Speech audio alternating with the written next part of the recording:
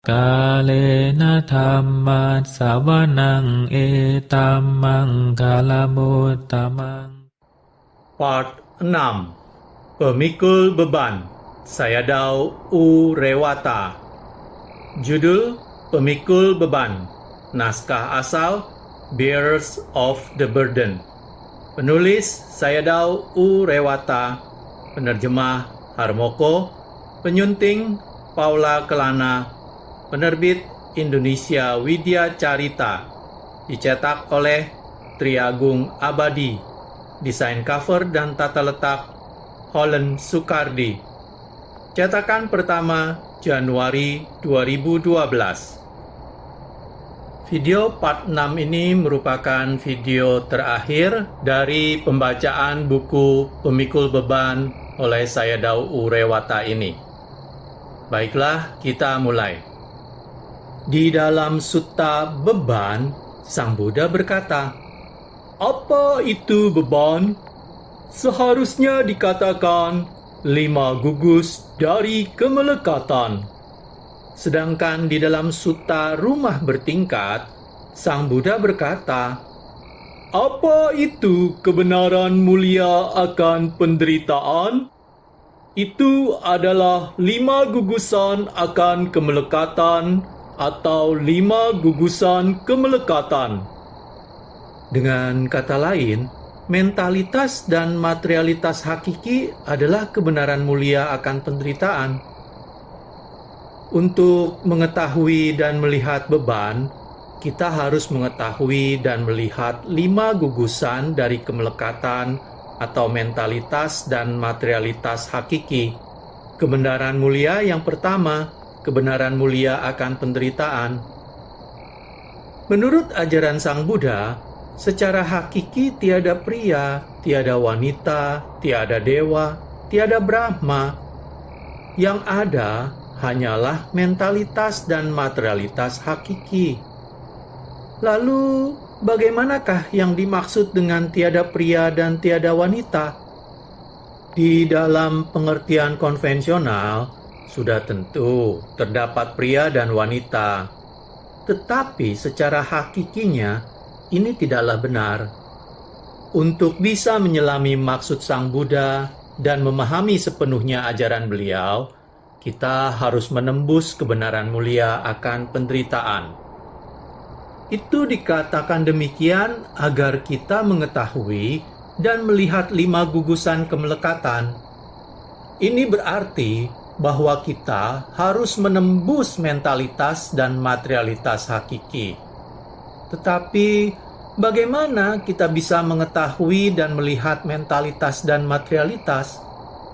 Sang Buddha menginstruksikan para meditator untuk mengembangkan konsentrasi. Di dalam Mahawagga Samyutta Nikaya, Sang Buddha berkata, "Para biku, kembangkanlah konsentrasi. Seorang biku yang terkonsentrasi mengetahui dan melihat hal-hal sebagaimana adanya. Dan apa yang dia ketahui dan lihat sebagaimana adanya, dia mengetahui dan melihat sebagaimana adanya. Ini adalah penderitaan. Dia mengetahui dan melihat sebagaimana adanya. Ini adalah asal mula dari penderitaan. Dia mengetahui dan melihat sebagaimana adanya. Ini adalah kepadaman dari penderitaan. Dia mengetahui dan melihat sebagaimana adanya. Ini adalah jalan menuju lenyapnya penderitaan." Untuk mengetahui dan melihat kebenaran mulia yang pertama, kedua, dan ketiga, kita harus mempraktekkan kebenaran mulia keempat, yaitu jalan mulia berunsur 8. Jalan mulia berunsur 8 terdiri dari 3 jenis pelatihan. Pelatihan moralitas, sila, pelatihan konsentrasi, samadhi, dan pelatihan pandangan terang, panya.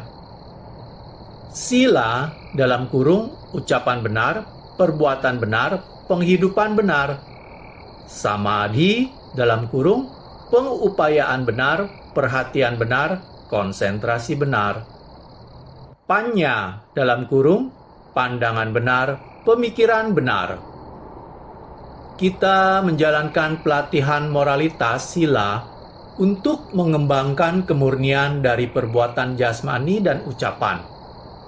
Dengan pelatihan konsentrasi samadhi, kita membutuhkan kemurnian dari pikiran. Dan kita menjalankan pelatihan pandangan terang, panya, untuk membebaskan diri kita dari penderitaan. Untuk mengembangkan konsentrasi, kita harus berlatih meditasi samatha. Apakah Anda mengetahui ada berapa jenis objek meditasi samatha yang diajarkan Sang Buddha? 40. Di antara ke-40 tersebut, 30 di antaranya menuju kepada konsentrasi pencerapan, dan 10 sisanya hanya kepada konsentrasi akses.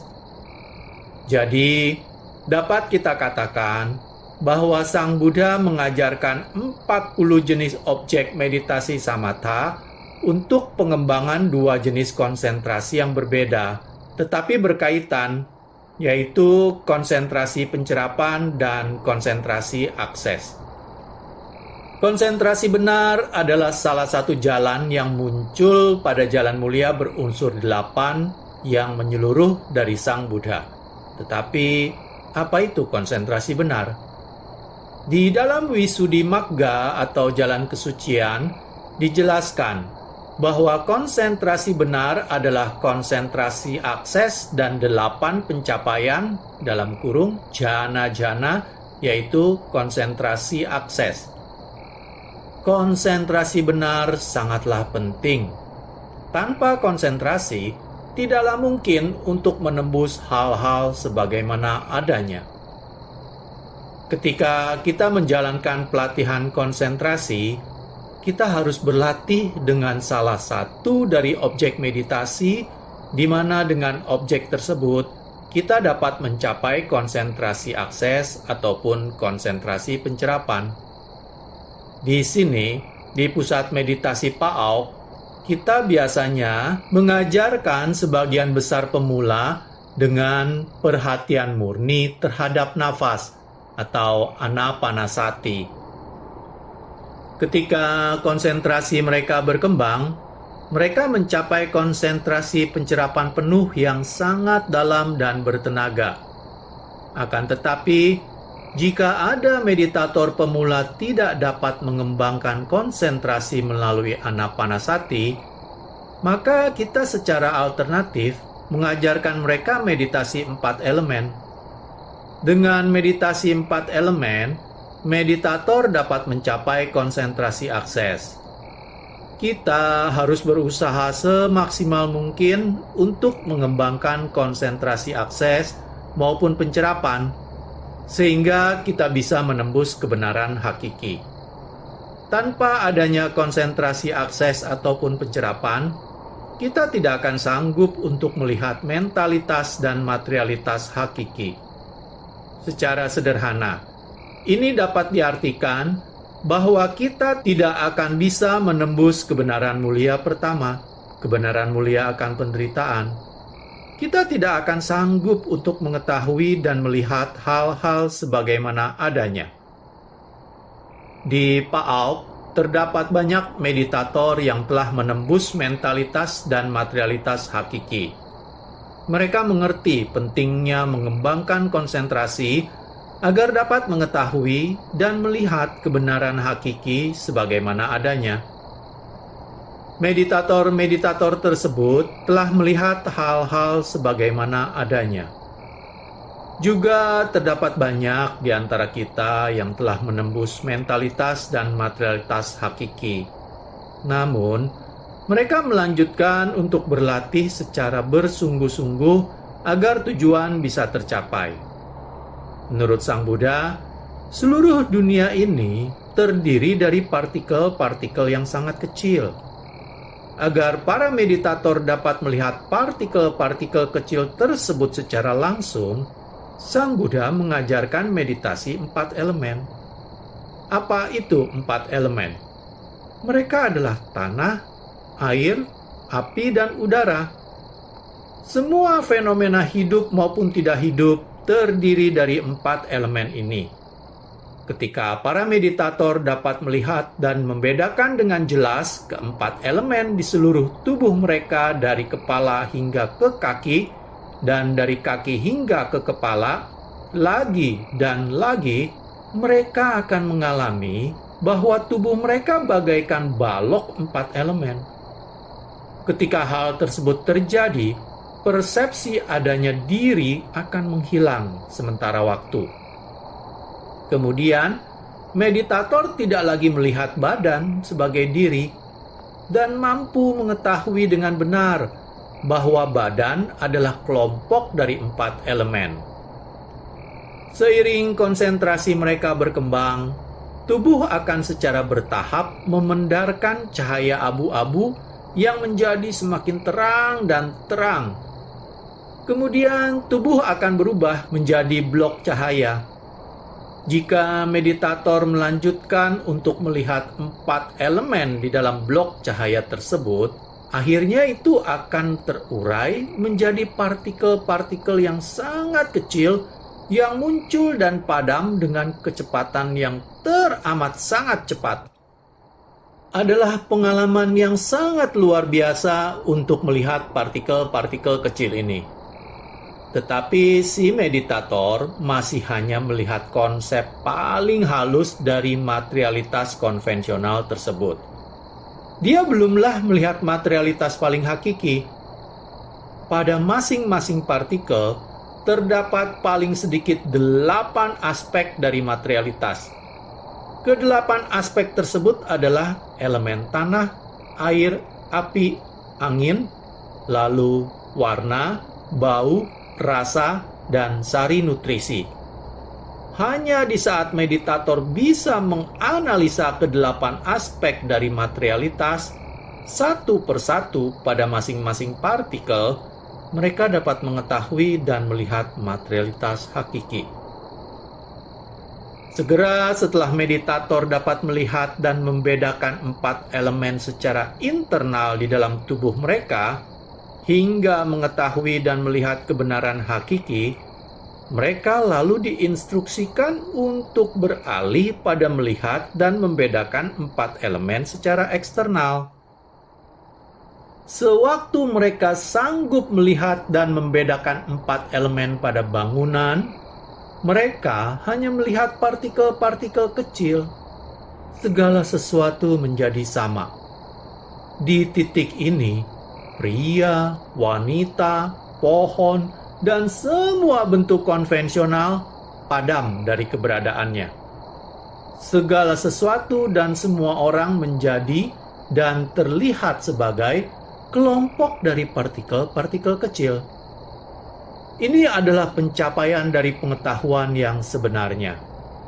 Ini adalah pengetahuan bahwa sesungguhnya tidak terdapat pria ataupun wanita. Yang ada hanyalah materialitas hakiki. Tetapi di saat meditator membuka matanya kembali, apa yang mereka lihat? Sekali lagi, mereka melihat pria dan wanita, dan mereka menderita karena melihat mereka. Kenapa demikian? Ini dikarenakan kekotoran batin mereka. Jika Anda tidak ingin melihat pria dan wanita, jangan buka mata Anda kembali lagi. Anda harus menutup mata Anda sepanjang waktu. Jika tidak, kemelekatan, nafsu keinginan, dan kemelekatan yang kuat akan muncul pada diri Anda, dan Anda akan mengambil kama baru. Kemudian, langkah berikutnya dari meditator adalah untuk menganalisa aspek-aspek yang berbeda dari mentalitas hingga ke mentalitas hakiki. Ketika mereka telah sukses dalam praktek seperti demikian, mereka mengetahui dan melihat secara langsung proses mental muncul dalam rangkaian dari momen pikiran dengan kesadaran dan semua faktor mental yang bersekutu terdapat pada setiap momen pikiran atau kesadaran. Kemudian, para meditator melihat hal-hal dengan cara yang sama, seperti yang digambarkan Sang Buddha. Mereka akan melihat bahwa sesungguhnya pria dan wanita tidaklah ada. Yang ada hanyalah mentalitas dan materialitas hakiki. Pada titik itu, mereka telah menembus kebenaran mulia pertama. Kebenaran mulia akan penderitaan atau si beban. Sekali meditator mengetahui dan melihat mentalitas dan materialitas hakiki, mereka akan melanjutkan untuk berlatih kemunculan yang saling bergantungan atau paticca samuppada, agar dapat mengetahui secara langsung sebab dan akibat. Apakah Anda tidak ingin mengetahui siapakah Anda di kehidupan lampau Anda? Dari mana Anda berasal? Dan kemana Anda akan menuju pergi? Anda bisa saja ingin mengetahui dari mana Anda berasal. Dan Anda juga ingin mengetahui kemana Anda akan pergi. Kita terlahir sebagai manusia karena karma baik. Sang Buddha berkata, "Tidak ada yang terjadi tanpa adanya sebab." Di kehidupan yang sekarang, Anda semua, termasuk saya, telah mengakumulasikan banyak perbuatan yang baik maupun yang buruk. Perbuatan tersebut dapat membuahkan akibatnya baik di saat menjelang kematian, di kehidupan sekarang, maupun di kehidupan mendatang. Kita harus melanjutkan perjalanan kehidupan mendatang kita dengan berdasarkan kepada karma. Inti dari ajaran Sang Buddha adalah hukum karma. Kita menyebut diri kita Buddhis, sementara istilah Buddhis memiliki arti orang-orang yang mempercayai karma dan akibatnya. Tetapi semua manusia biasa memiliki keraguan akan hal tersebut. Apakah benar terhadap kehidupan lampau, sekarang, dan mendatang? Apakah benar yang baik mendapatkan kebaikan, yang buruk mendapatkan keburukan? Untuk menyingkirkan keraguan ini, mereka semua perlu mengetahui karma dan akibatnya dengan melihat kehidupan lampau mereka. Ketika mereka telah melihat sebab dan akibat, mereka menembus kebenaran mulia kedua. Kebenaran mulia akan asal mula penderitaan. Berdasarkan pada sutta si beban, mengetahui dan melihat kebenaran mulia kedua atau sebab dan akibat adalah mengetahui dan melihat nafsu keinginan, yakni pengambilan beban. Meditator yang telah berlatih paticca samuppada dan telah melihat secara langsung sebab dan akibat, kemudian maju ke meditasi pandangan terang atau vipassana. Kini mereka sanggup melihat dan menganalisa kealamiahan dari 3 karakteristik: ketidakkekalan, penderitaan, dan ketiadaakuan dari mentalitas dan materialitas hakiki, bersama dengan sebab dan akibat mereka. Ketika pandangan terang mereka matang, pengetahuan jalan muncul. Mereka melihat Nibbana. Pada titik itu, materialitas dan mentalitas padam, dan mereka menembus kebenaran mulia ketiga. Kebenaran mulia akan padamnya penderitaan. Dengan kemunculan dari pengetahuan jalan atau magga phala, kekotoran batin mereka akan terkikis setahap demi setahap. Dengan pencapaian dari jalan atau magga yang pertama, mereka mencapai buah atau phala pertama dari pencerahan dan menjadi seorang pemasuk arus. Segera setelah hal tersebut terjadi, 3 kekotoran batin akan pandangan keakuan, keraguan, dan kemelekatan pada ritual dan upacara tercabut selamanya. Kelima gugusan tersebut selalu hanyalah merupakan beban. seorang pemasuk arus masih tetap memiliki 5 gugusan. Oleh karena itu, dia masih tetap membawa beban. Tetapi, dia telah mencabut 3 kekotoran batin akan pandangan keakuan, keraguan, dan kemelekatan akan ritual dan upacara. Jadi, dia tidak akan terlahir kembali di 4 alam rendah sama sekali. Dia telah memperoleh kebebasan mutlak dari membawa beban akan kehidupan sebagai binatang, atau beban akan kehidupan sebagai makhluk neraka, atau beban akan kehidupan sebagai setan kelaparan. Jika kita bandingkan beban dari manusia dan hewan, maka keduanya sangat berbeda. Di antara hampir semua makhluk, manusia memiliki kecerdasan lebih tinggi daripada binatang. Manusia tahu bagaimana cara melakukan perbuatan baik, bagaimana menghindari yang tidak baik, dan bagaimana melakukan perbuatan yang benar. Hewan tidak mengetahui bagaimana melakukan perbuatan-perbuatan baik. Harapan manusia akan kemajuan bisa terjadi, sedangkan harapan hewan akan kemajuan jarang terrealisasi. Manusia dapat menyesuaikan cara hidup mereka dengan menciptakan masa depan yang lebih cerah dengan melakukan kebaikan, seperti mempraktekkan pelatihan moralitas, pelatihan konsentrasi, dan pelatihan pandangan terang. Tetapi hewan-hewan tidak tahu bagaimana cara melakukan kebaikan. Mereka hanya mengetahui 3 hal: berkembang biak, tidur, dan makan. Juga terdapat banyak manusia di dunia yang hanya mengetahui 3 hal ini. Jika mereka hanya mengetahui 3 hal ini, mereka tidak begitu berbeda dari binatang. Mereka dapat dinamakan manusia yang mirip hewan. Orang-orang seperti demikian akan membawa beban baru yang lebih berat. Sekarang kita berbicara mengenai bagaimana meletakkan beban. Setelah mencapai pemasuk arus, jika mereka atau meditator melanjutkan untuk berlatih meditasi pandangan terang dengan merenungkan kealamiahan dari ketiga karakteristik ketidakkekalan, penderitaan, dan ketiadaakuan dari mentalitas dan materialitas hakiki beserta sebab dan akibatnya, dan ketika pandangan terang mereka matang, mereka merealisasikan Nibbana dengan pengetahuan jalan Sakadagami atau Sakadagami Magga Nyana yang mengurangi kekuatan dari nafsu jasmani, kebencian, dan ketidaktahuan.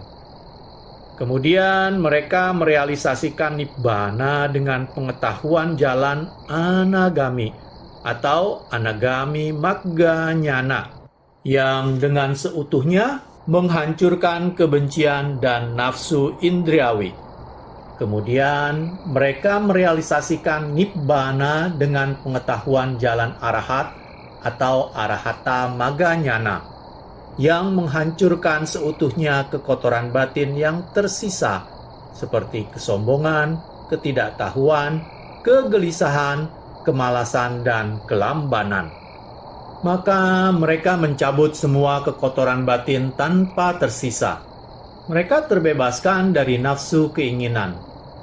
Dengan pembebasan, muncullah rasa kepuasan hati yang mendalam. Pembebasan adalah hampa akan nafsu keinginan. Orang yang mau ini dan mau itu tidaklah ada lagi. Orang yang baru pun muncul. Untuk orang seperti demikian, apa yang harus diselesaikan telah diselesaikan. Untuk orang seperti demikian, apa yang harus diletakkan telah diletakkan. Dia tidak akan membawa beban baru apapun lagi. Dia telah dengan sukses melakukan peletakan bebannya. Semoga Anda menjadi orang seperti demikian. Semoga semua makhluk terberkati dengan pencapaian akan kesempurnaan dan bisa memproklamirkan apa yang harus diletakkan telah diletakkan. Semoga semua makhluk mempraktekkan sila, samadhi, dan panya yang merupakan prasyarat bagi pembebasan. Semoga semua makhluk bisa mencapai daratan pantai nun jauh di sana, yaitu Nibbana. Semoga semua makhluk hidup bisa dengan sukses melaksanakan peletakan beban mereka. Mari kita akhiri dengan melafalkan bait yang dilafalkan oleh Sang Buddha di akhir pembicaraan. Barahave Pancakanda, Baraharo Cak Puggalo, Baradanang Dukang Loke, Baranikhe Panang Sukang. 5 kanda sungguh merupakan beban. Si pembawa beban adalah manusia. Mengambil beban merupakan penderitaan di dunia ini. Penyingkiran beban merupakan kebahagiaan. Sadu, sadu, sadu. Di halaman berikutnya terdapat profil penulis. Saya akan bacakan di sini. Profil penulis. Biku Rewata lahir pada 1 September 1971 di Maulamien, Myanmar. Beliau adalah anak ke-8 dari pasangan O Thartun dan Daumia Sen. Pada tahun 1994, beliau lulus dari Universitas Yangon dengan gelar Sarjana Sains atau BSc, dan kemudian membuka sebuah kursus komputer di kampung halaman beliau dan menjadi pengajar di sana selama 5 tahun. Pada 10 November 1999, beliau ditahbiskan sebagai seorang biku Theravada di pusat meditasi Paauk. Guru penahbis beliau adalah Yang Mulia Paauk Sayadaw U Achinna. Beliau berlatih meditasi di bawah bimbingan Yang Mulia Paauk Sayadaw U Achinna, Yang Mulia Sayadaw U Cintara, dan Yang Mulia Sayadaw U Sila. Beliau mempelajari sastra dan berbagai kitab komentar bahasa Pali. Selain bahasa Myanmar, beliau juga menguasai bahasa Inggris dan Thailand. Beliau pernah mengajarkan meditasi kepada para yogi dari dalam maupun luar negara Myanmar, termasuk para biku Theravada, para biksu dan biksuni Mahayana, para samanera, serta umat-umat dari berbagai negara sejak tahun 2002 hingga sekarang di Pusat Meditasi Paauk. Beliau juga telah menulis 2 buku dalam bahasa Inggris yang berjudul Awaken O World dan The Disciple Within. Pada halaman berikutnya terdapat ucapan terima kasih. Terima kasih dan anumodana kepada Bapak, Ibu, Saudara-saudari atas dukungan moral maupun material yang telah dan akan diberikan kepada Yayasan Indonesia Widya Carita dalam penerbitan buku-buku Dhamma untuk penyebaran Dhamma. Dharma-Dhamma melebihi segala jenis Dharma. Cita rasa Dhamma melebihi segala jenis cita rasa. Kebahagiaan dalam Dhamma melebihi segala jenis kebahagiaan. Penghancuran terhadap nafsu keinginan mengakhiri segala jenis penderitaan. Sutta Pitaka, Kuddaka Nikaya, Dhammapada nomor 354. Sabe sata bhavantu skitata. Semoga semua makhluk berbahagia. Sadhu, sadhu, sadhu. Demikianlah selesai sudah saya membacakan buku Pemikul Beban dari Sayadaw U Rewata. Saya mohon maaf jika dalam pembacaan ini terdapat kata-kata yang dibacakan secara salah. Semoga dengan mendengarkan pembacaan dari buku ini dapat menambah wawasan kebijaksanaan Anda serta dapat mengkondisikan untuk dapat berlatih menuju jalan pembebasan di kehidupan ini juga. Terima kasih. Kalena dhamma savanang etammang kalamutamang